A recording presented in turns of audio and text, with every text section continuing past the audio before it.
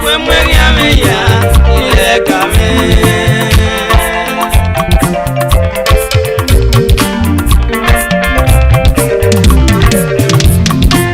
Amúpe poco Omaro, Omaro, topa oro koyun matano usagaye fue muy amiga y le camé.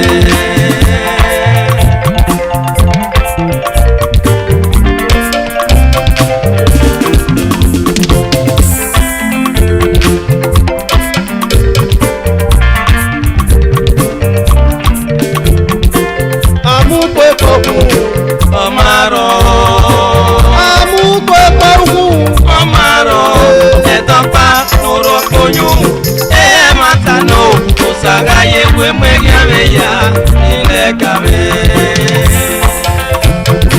Y ya la paz, y ya amu pase a ti poco. Ya se te poco. Hace te agogale a marienge. Hace te awoboka o me mare. Hace te akpede bobi amati agote. Amaderote, osagaye omegame ya, ilegame o.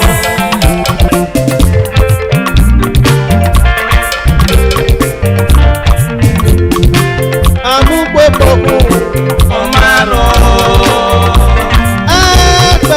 Omaro, etopa orokonyo, matano, osagaye omegame ya, ilegame. Papa gume yari asoso agaga sao salo kwa ga wango me rere wango nyole meli atie rere ruga baba rere wango na koga meli atie me o saga ye bobe nyame ya ile game akpokyo magbe ajina jiwe iwa akpokyo magbe no yi keke fian wage no yi keke oyi gawe ajomo ave ajo ojo no yo wejo osaga ye bomo nyame ya ile game o. amupo poku Omaro, Omaro, etopa orokonyo matano osagaye fue muy amiga ile game.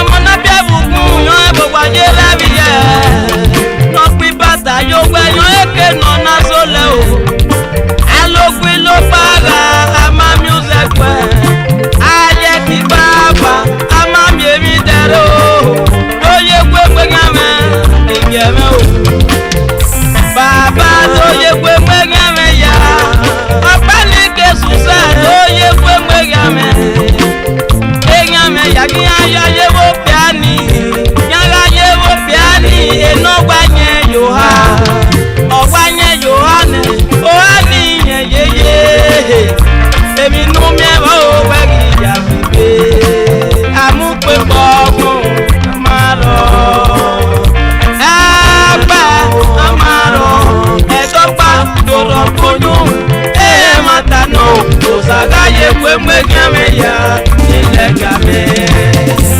Iwe le buke, mudigo meno. Iwe kontota, mudigo meno. Iwe fiesta si, mudigo meno. Oye fue muy game, ni game o. Iwe kontota, mudigo meno.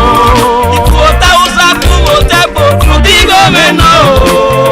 Iwe ku iyokori ọmọ mudigo meno.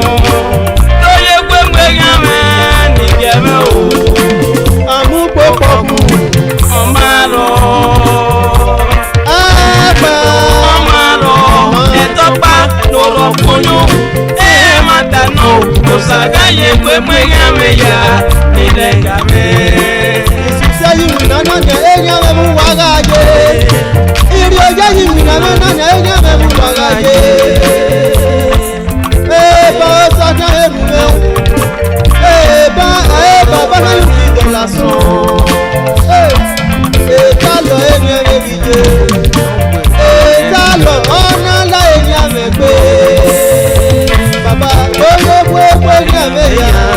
Osaga ye gbogbo yẹn ya.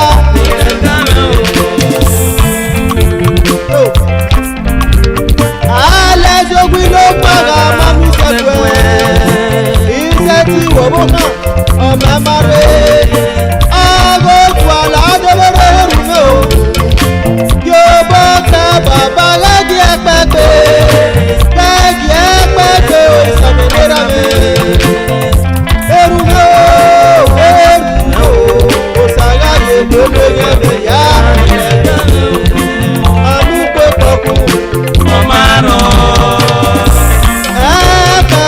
Omaro, Yetopa, Orokoyo, Matano, Osaga ye kwemwe gameya, Nilegame. Lẹ́nu òfin ẹwọ́ gómẹ̀, ọ̀kẹ́gà yé mẹ́rin mi nà o. Meno sanya ya wangome, Ogaga ye meimina.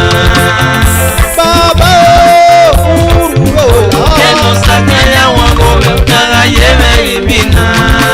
Àjìnà yìí rẹ̀ làwọn rere rú o. Meno sanya ya wangome, Ogaga ye meimina.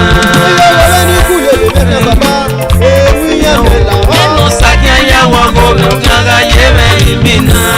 Òkúta ló fi kó yẹn bàbá, yáhùn sí mẹ́nu márè. Meno sanya ya wangome, Ogaga ye meimina. Yọ̀gbà mẹ́fọ́ bàbá, ọba ọ̀gọ́ yòó. Meno sanya ya wangome, Ogaga ye meimina. Kúnẹ́ títí o, ẹ kúnẹ́ títí kó ẹ̀wọ̀ kòrò. Meno